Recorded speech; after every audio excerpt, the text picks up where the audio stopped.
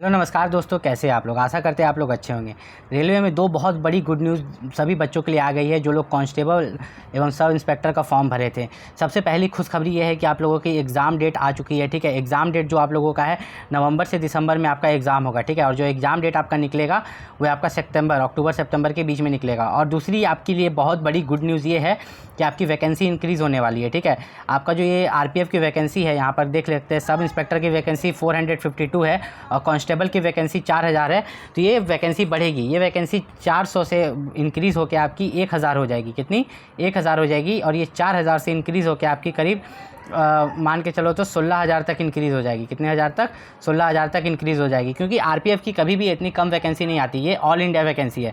सबसे पहली confusion clear कर दे आपका कि जैसे कि एएलपी में जोन वाइज कट ऑफ जाता है, आरपीएफ में आपका इस बार शायद जोन वाइज कट ऑफ नहीं जाएगा अभी। ठीक है, ये ऑल इंडिया अभी एक तरह से वैकेंसी निकाली गई है, तो यहाँ पर आपका कहीं भी सिलेक्शन हो सकता है। बहुत बच्चों का ये डाउट था कि 120 मार्क्स का एग्जाम हो रहा है, तो 120 मार्क्स में से हम लोग कितना लाएंगे तो सिलेक्शन होगा। तो 120 मार्क्स में से अगर आप 100 प्लस का भी टारगेट लेकर चलते हैं तो आपका 100% फाइनल मेरिट बन जाएगा। ठीक है, और यहाँ पर बच्चों के लिए बात करें, बहुत बच्चे बात कर रहे थे कि जीके जीएस के लिए कौन सा बुक उनको होना चाहिए। तो जीके जीएस के लिए उनके पास स्पीडी का बुक होना चाहिए। ठीक है, और मैथ और रीजनिंग के लिए उनके पास किरण पब्लिकेशन का बुक होना चाहिए, तो बहुत बेस्ट होता है। ठीक है, दूसरी बात अगर हम बात कर लें यहाँ पर, तो यहाँ पर आप एक चीज़ देखिएगा कि इस बार वेटिंग लिस्ट तैयार होगा। ठीक है, मान लीजिए कि जब कोई बच्चा ज्वाइन नहीं करेगा तो उसके बदले जिसका कम मार्क्स है तो वेटिंग लिस्ट तैयार करके उसके जगह दूसरे बच्चा को ज्वाइन कर लिया जाएगा। ठीक है, और एक बात यहाँ पर कहा गया है कि जो भी आपका सर्टिफिकेट सब है, ठीक है, SC ST OBC सर्टिफिकेट है, ठीक है, SC ST OBC या EWS सर्टिफिकेट, वे आउटडेटेड नहीं होना चाहिए, बहुत पुराना नहीं होना चाहिए। ठीक है, वो एकदम टाइम से मतलब 1 साल के अंदर का या कुछ ऐसा होना चाहिए। नहीं है तो बनवा लो। ठीक है, इसके कारण आपको कहीं बाहर ना निकलना पड़े। और एक बात और आपको पता रहता है कि आपका जो ये फ़ीस है ये रिफ़ंड मिल जाता है। ये 500 रुपये 250 रुपये जो लग रहे हैं ये रिफ़ंड मिल जाते हैं। 500 में से आपको 400 रुपये रिफ़ंड मिलता है और 250 में से आपको 200 रुपये रिफ़ंड मिल जाता है एग्ज़ाम में बैठने के बाद। एग्ज़ाम में बैठने के बाद आपको ये पैसा रिफ़ंड मिल जाता है, जैसा कि आपको पता होगा।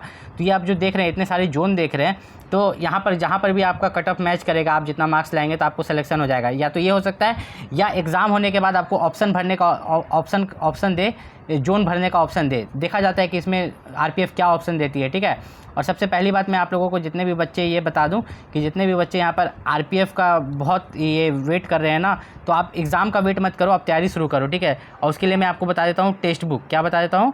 टेक्स्ट बुक एक ऐप है, इसको अच्छे से यूज़ करो। इसमें दोनों चीज़ रहता है, इसमें प्रीवियस ईयर क्वेश्चन पेपर भी रहता है। ज़्यादा से ज़्यादा प्रीवियस ईयर क्वेश्चन पेपर करो। ठीक है, कम से कम 2 साल का करो। ठीक है, मानते हैं कि हर साल रेलवे का एग्ज़ाम नहीं होता, हर 5 साल पर होता है, लेकिन जो 5 साल पर भी हुआ है ना, उसको उठा के उस क्वेश्चन पेपर को करो। साथ ही साथ मॉक टेस्ट लगाओ। ठीक है, साथ ही साथ आपको मॉक टेस्ट लगाना है और रोज़ कम से कम एक मॉक टेस्ट लगाना है। उसको एनालाइज़ करना है कि आपका जीके जीएस में गलती हुआ, मैथ में गलती हुआ कि रीजनिंग में गलती हुआ। इस तरह अगर आप करते हो तो आप आरपीएफ का एग्ज़ाम बहुत अच्छे से क्रैक कर सकते हो, कम मेहनत में भी।